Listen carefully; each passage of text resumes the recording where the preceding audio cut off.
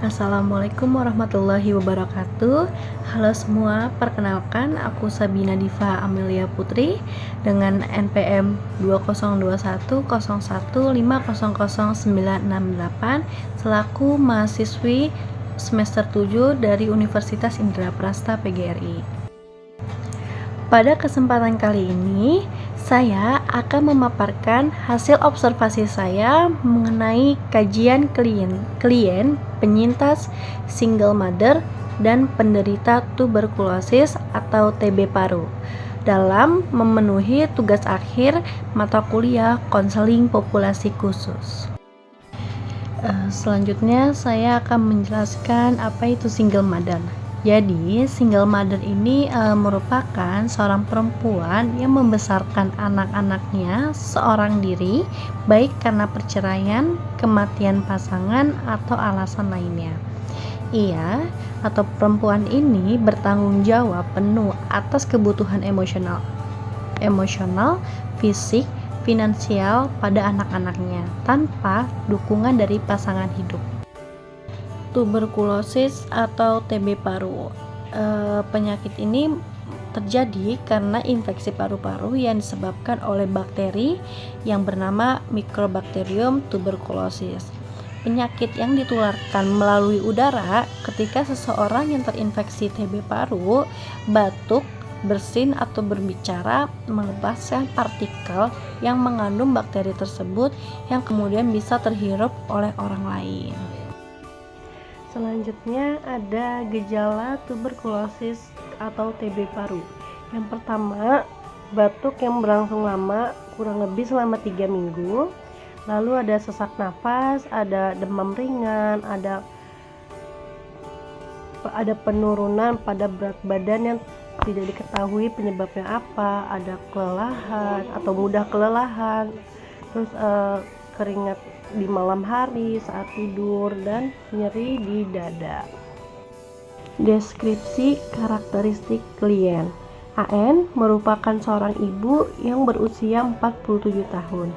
Status dalam keluarga merupakan single mom sejak pernikahan pertama dan dikaruniai satu orang anak laki-laki yang saat ini sudah berusia 22 tahun. Seorang ibu yang kuat dan selalu mengusahakan untuk memenuhi kebutuhan anaknya. AM pernah bekerja sebagai ART selama 7 tahun dan saat ini bekerja di PPSU sebagai penyapu jalan sudah kurang lebih 4 tahun. Awal tahun 2024, AN didiagnosa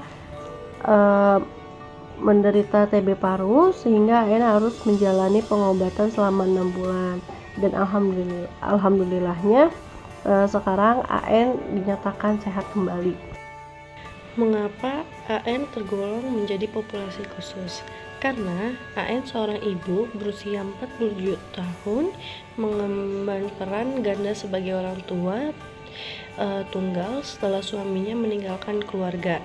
Ia menghadapi tekanan emosional dan finansial dalam membesarkan anaknya, yaitu A, serta berjuang memenuhi kebutuhan dasar keluarga.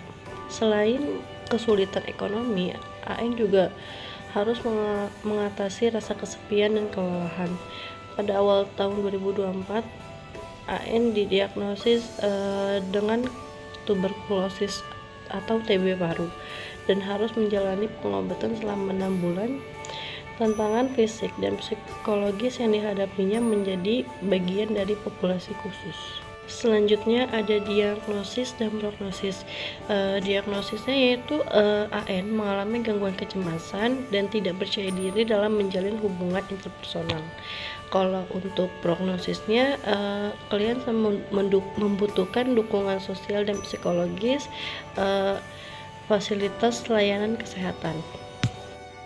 Kelebihan yang dimiliki AN, yang pertama keteguhan dan kegigihan, yang kedua kasih sayang dan perhatian tanpa batas, yang ketiga kemampuan untuk beradaptasi dengan kesulitan, yang keempat pengorbanan tanpa batas. Selanjutnya ada kelemahan yang dimiliki AN, yang pertama kelelahan pada fisik dan emosional. Yang kedua, kesulitan untuk membagi waktu. Yang ketiga, rasa kesepian. Yang keempat, kurangnya dukungan sosial dan keuangan.